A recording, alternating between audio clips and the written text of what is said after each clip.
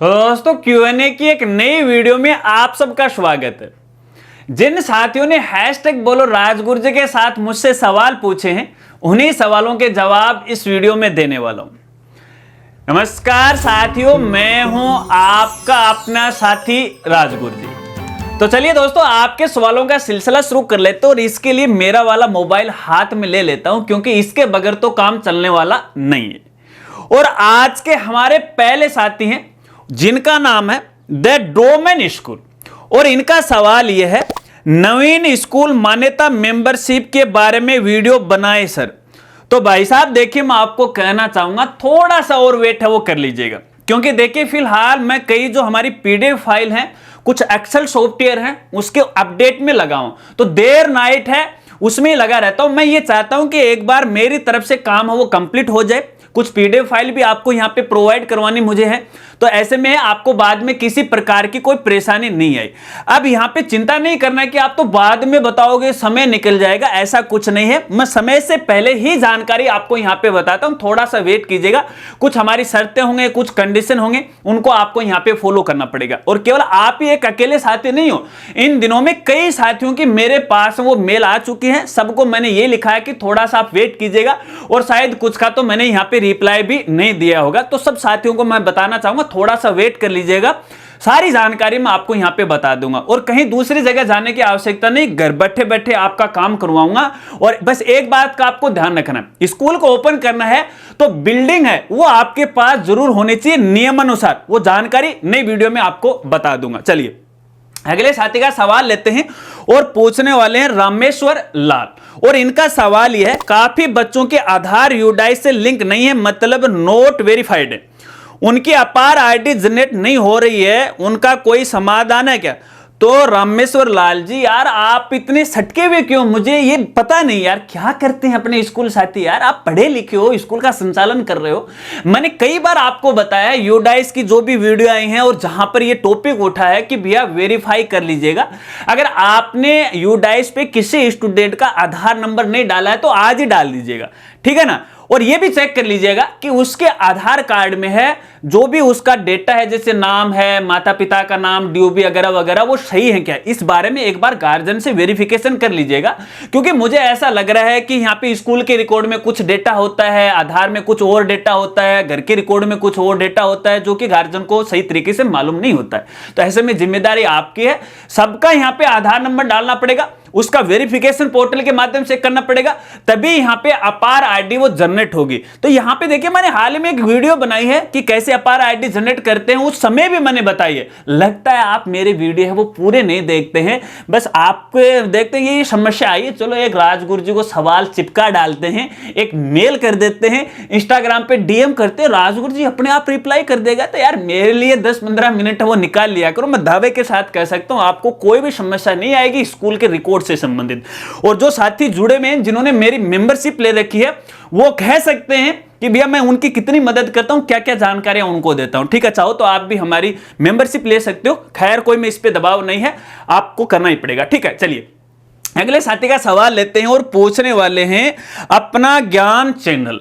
और अपना ज्ञान चैनल, भैया आपका चैनल है क्या? मैं देखूंगा जरूर, ठीक है ना। खैर कोई बात नहीं। इनका सवाल यह है, श्रीमान जी मैंने रामदयाल आपसे यह जानना चाहता हूं कि मेरे जितने भी डॉक्यूमेंट हैं, चाहे वो शिक्षा से संबंधित हो या जन आधार, उनमें मेरा नाम जाति सहित लिखा हुआ है, लेकिन मेरे बेटे के शिक्षा संबंधित सभी डॉक्यूमेंट में केवल मेरा नाम लिखा हुआ है, उसमें जाति लगी हुई नहीं है। वह अभी 11th में आ गया है। अब ये पिता का नाम जन आधार से कैसे मैच होगा?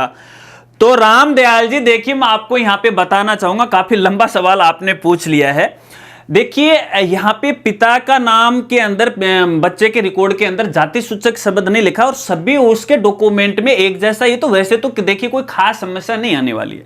हाँ, ये समस्या तब आपके सामने भविष्य में आ सकता है कि कल को मान लेते हैं कि बच्चा वो नौकरी लग जाता है और कोई गवर्नमेंट सुविधा का वो फायदा उठाता है, क्योंकि बहुत सारी ऐसी योजनाएं होती हैं, या फिर सरकार भी है, ऐसे जो एम्प्लॉय होते हैं उनके माता पिता को जैसे बीमार हो जाते हैं, समय समय हॉस्पिटल में उनका इलाज करवाने के लिए पैसा देती है। तो उस समय यदि दस्तावेज का वेरिफिकेशन किया जाता तो ये बड़ी समस्या आ सकती है। बाकी तो देखिए, अगर यहाँ पे उनके दस्तावेज में एक जैसा ही नाम है तो कोई समस्या यहाँ पे नहीं आने वाली। अब आप ये चाहते हो कि भैया उनके जो रिकॉर्ड है उसमें पिता के नाम के आगे जाति सूचक शब्द लगे, तो इसके लिए तो भैया आपको काफी सारी समस्याओं का सामना करना पड़ेगा, क्योंकि शुरुआत से समस्या है। तो ऐसे में भैया पहले तो देखिए कक्षा जो 8वीं है उसके रिकॉर्ड में आपको चेंज करवाना पड़ेगा, फिर स्कूल के रिकॉर्ड में, 9th में है, फिर बोर्ड को है, तो ये बहुत लंबी प्रक्रिया हो जाएगी। और मेरे ख्याल से इसमें आपका कोई भी सहयोग नहीं करेगा, ना तो कोई स्कूल वाला करेगा। अगर आप खुद समझदार हैं, भागादौड़ी कर सकते हैं तो आप बिल्कुल कीजिएगा। आप कई दस्तावेज आपको तैयार करने पड़ेंगे, डीओ का वेरिफिकेशन भी करवाना पड़ेगा, उनसे भी अनुमति लेनी पड़ेगी, फिर बोर्ड को आपको दस्तावेज भेजने पड़ेंगे, आपको व्यक्तिगत भी जाना पड़ सकता है, कई सारी समस्याएं आएंगी, ठीक है ना। तो अगर आप करवाना चाहते हो कि मैं करवा लूंगा, वैसे देखिए कोई समस्या नहीं आएगी, आपको बताना चाहूं। अगर आप करवाना चाहते हो और कुछ और जानकारी लेना चाहते हो तो आप मुझे इंस्टाग्राम से जुड़ जाइएगा, मैं आपको समय मिलते आपके जो मैसेज है उसका रिप्लाई जरूर करूंगा। चलिए अगले साथी का सवाल लेते हैं और पूछने वाले सिग्नेचर मैन। और इनका सवाल यह कि सर नमस्कार सर, मैं पिछले साल 12th की थी और उसमें रीचेकिंग का फॉर्म भरा था और रीचेकिंग में मेरे नंबर बढ़े और अभी तक मेरी मार्कशीट नहीं आई। स्कूल वाले बोल रहे हैं आ जाएगी, पर अभी तक नहीं आई है। फॉर्म भरता हूं तो मुझे वह कम नंबर वाली ही मार्कशीट दी जाती है, जो नंबर बढ़े हैं वह मार्कशीट नहीं दे पाता। तो आप मेरी हेल्प करें, मेरे लो नंबर इतने इतने हैं, आरबीसी का छात्र हूं, कृपया करके मेरी सहायता कीजिए सर प्लीज।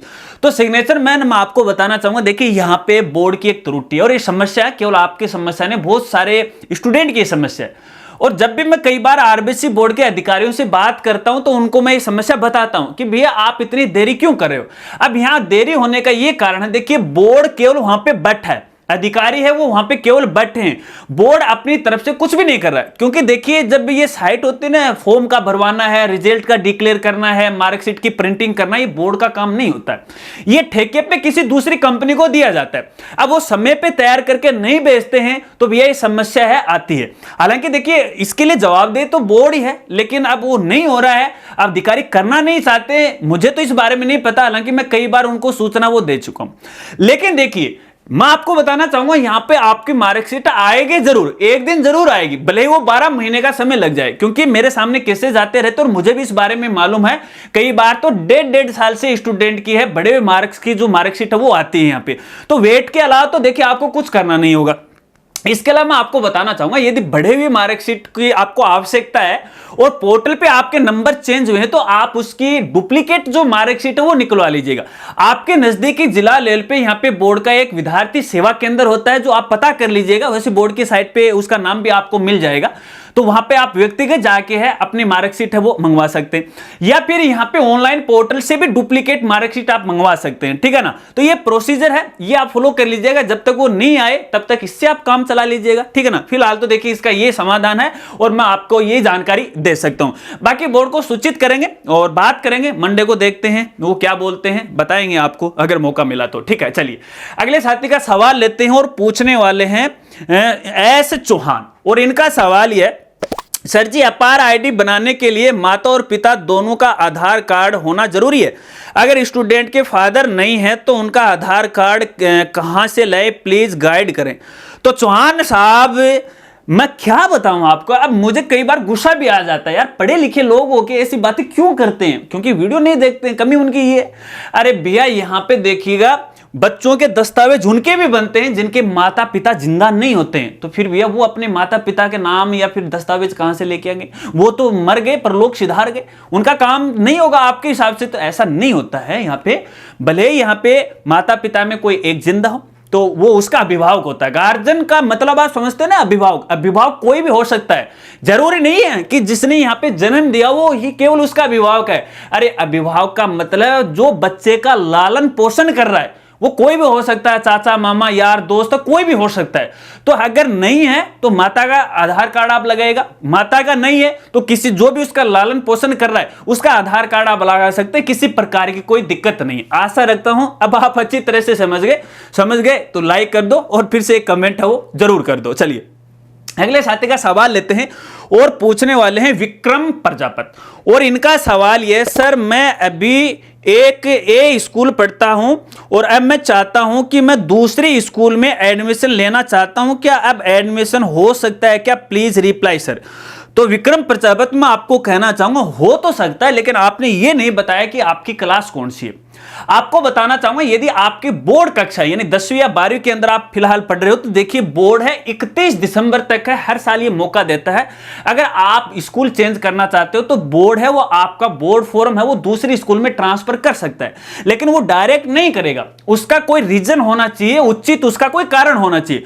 तो इसके लिए तो देखिए एक तो स्कूल की परमिशन होगा, स्कूल से लेटर हेड पे लिखा जाएगा, जिस स्कूल से उसने नाम कटवाया उसके भी होगी, जिस स्कूल में वो एडमिशन लिया उसने उससे भी होगा, ठीक है। इसके बाद यहां पे डीओ की परमिशन होगी, बगैर डीओ की परमिशन बोर्ड है यहां पे आपके जो बोर्ड फॉर्म का है वो चेंज नहीं करेगा, दूसरे स्कूल में ट्रांसफर नहीं करेगा।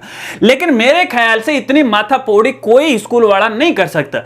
अगर आपके यहां पे निजी समस्या है, क्योंकि यहां पे कई बार ऐसा होता है कि ये जो स्टूडेंट है ना ये बड़े ही यहां पे अपने दिमाग लगाते हैं, यार ये स्कूल वाला है ये तो पढ़ाई करने के लिए बोल रहा है, अरे मरे ससुरो ताना पढ़ना तो पढ़ेगा, मैंने या बताओ कड़े जाओगा कुएगा मां पढ़ोगा, अरे पढ़ लो स्कूल की कोई समस्या को ना, पढ़नो पढ़ोगे कौन सी स्कूल में चल जाओ, क्योंकि मैंने आछो खासो बेरो थाली प्रॉब्लम है ना बाबा, मैं जानू क्या समस्या है, कोई ऐसी कोई समस्या नहीं है, बस तारी निजी समस्या है। तो निजी समस्या खातिर स्कूल चेंज मत करो।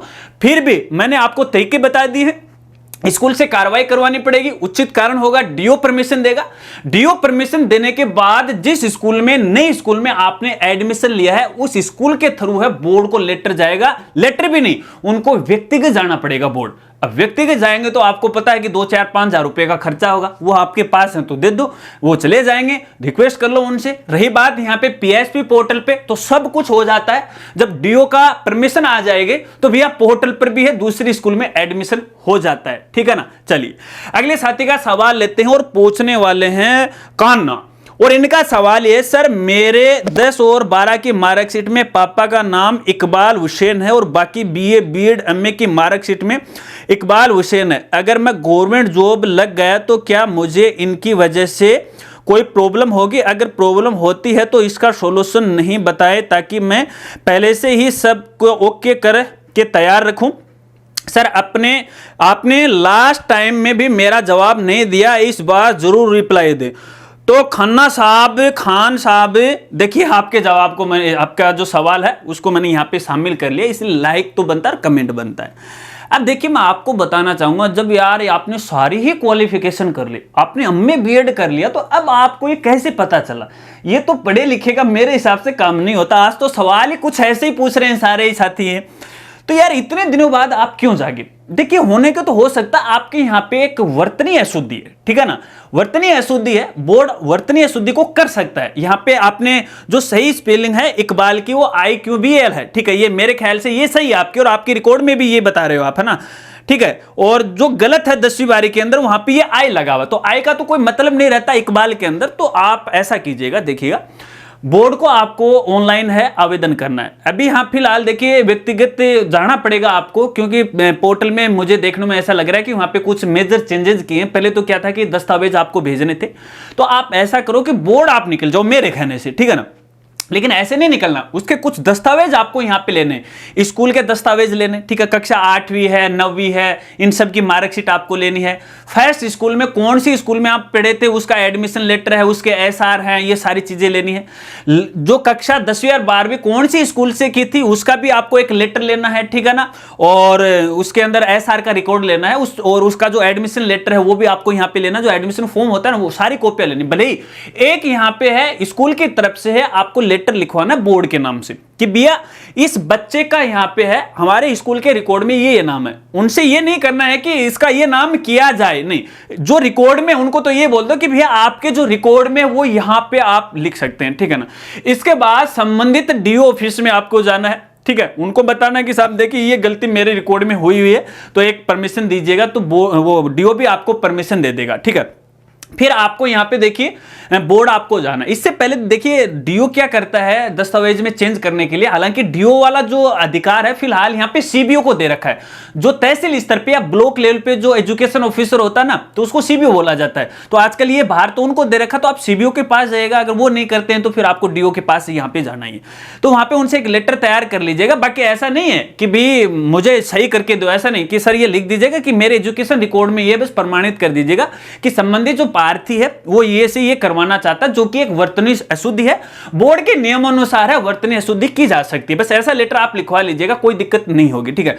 फिर सारे दस्तावेज आपके ओरिजिनल दस्तावेज हैं, आपका एक रिक्वेस्ट है, आपकी 9वीं 10वीं की ओरिजिनल सभी मार्कशीट है ना, सारी मार्कशीट एक से लेके, मैं तो ये कहूंगा कि सारी मार्कशीट ओरिजिनल भी लेके जानी है और उनकी फोटोकॉपी भी आपको साथ में लेके जाना। बोर्ड जाना है, आवेदन शुल्क जमा करवाना है, संबंधित वहां पे कर्मचारी आपको देखने को मिल जाएंगे, उनसे बात कीजिएगा कि ये चेंज करवाना है, तो कुछ दस्तावेज के बारे में वो बता देंगे कि बोर्ड से कौन से दस्तावेज आपको यहां पे लेने, बस दीजिएगा। अगर वो नियमानुसार है तो आपका चेंज हो जाएगा, अन्यथा जय राम जी की जय, पढ़िया ही पढ़िया रहने दो, ठीक है। आशा रखता हूं ये बात आप अच्छी तरह से समझ गए। चलिए अगले साथी का सवाल लेते हैं और पूछने वाले हैं कौशल गौर, और इनका सवाल यह है कि राजगुरु जी, राज्य स्तरीय प्रतिभा खोज परीक्षा से संबंधित पिछले रविवार को मैंने आपसे एक सवाल पूछा था। आपने कहा था कि एक बार राजस्थान कंट्रोल रूम में बात करके पूछना, परंतु कंट्रोल रूम में कोई फोन उठा नहीं रहा, कर पाया, आप ही मार्गदर्शन कीजिएगा, आपका अपना कौशल। तो भैया कौशल देखिए, आपके सवाल को भी मैंने इसलिए शामिल किया गया है, मैंने आपको यह नहीं कहा कि राजस्थान कंट्रोल रूम, आपने तो स्टेट लेवल पे पहुंच गए। भैया ये मामला तो आरबीसी बोर्ड अजमेर का है। आरबीसी बोर्ड अजमेर का जो हेल्पलाइन नंबर है ना, बोर्ड की वेबसाइट पे जाएगा, सबसे नीचे ही नीचे है, होम पेज पर ही आपको मिल जाएंगे कंट्रोल नंबर, ठीक है ना। यहाँ पे 0145 से करके आपको मिलेगा, ठीक है ना। उस पे आपको कॉल करना है, ठीक है ना, और उनको पूछना है संबंधित, ये बोल दो अगर उनके पास जानकारी नहीं है तो बोल दो कि भैया संबंधित डिपार्टमेंट में मेरी कॉल को ट्रांसफर कर दो। फिर आप ये मामला उनसे पूछ लो, फिर वो क्या बताते हैं मुझे बता देना। उसके बाद अभी देखिए 2-3 दिन की छुट्टियां यहाँ पे होगी और मैं भी दूसरे काम से में लगा हुआ था, बीकानेर निकल गया, मुझे भी टाइम नहीं मिला। तो देखते हैं मंडे या ट्यूसडे को है, हम भी इसके बारे में संपर्क करने की कोशिश करेंगे। फिर भी जो मेरे पास जानकारी आएगी जरूर मैं है आप तक पहुंचाने की कोशिश करूंगा, ठीक है। चलिए अगले साथी का सवाल लेते हैं, और सवाल तो लगभग यहाँ पे कंप्लीट हो चुके हैं। आशा रखता हूं शायद आपको अपने सवालों के जवाब मिल गए। यदि आप मेरे उत्तर से संतुष्ट हैं तो देखिए एक तो लाइक बनता है, देखिए लाइक किया करो यार, बस लाइक से मुझे मोटिवेशन मिलता है। और फिर से एक प्यारा सा कमेंट कर दीजिएगा कि हाँ भैया हमें जानकारी दी गई है राजगुरु जी के द्वारा, सही जानकारी दी गई है, गलत दी गई है तो गलत भी लिखिएगा। मैं ये नहीं कहता कि आप नेगेटिव कमेंट भी कीजिएगा, दबा दबा के कीजिएगा, नेगेटिव राजगुरु जी ऐसा है वैसा है, आप कीजिएगा, क्योंकि जब तक आप नेगेटिव कमेंट नहीं करोगे तब तक भैया मैं सुधरूंगा नहीं, जैसा हूं वैसा आगे रहूंगा, मुझे कौन बताएगा। तो कमेंट किया करो, और जो साथी चाहते हैं कि आने वाली Q&A वीडियो के अंदर मैं आपके सवाल को शामिल करूं, तो जब भी आप अपना कमेंट या सवाल लिखो तो हैशटैग बोलो राजगुरु जी के साथ सवाल लिखा करो। अगर सवाल यूनिक होंगे, सबके फायदेमंद होंगे, तो इसी तरह से है Q&A वीडियो में आपके सवाल को शामिल कर लिया जाएगा। तो मिलते हैं फ्रेंड्स अगली एक नई वीडियो के साथ, तब तक के लिए जय हिंद, जय भारत।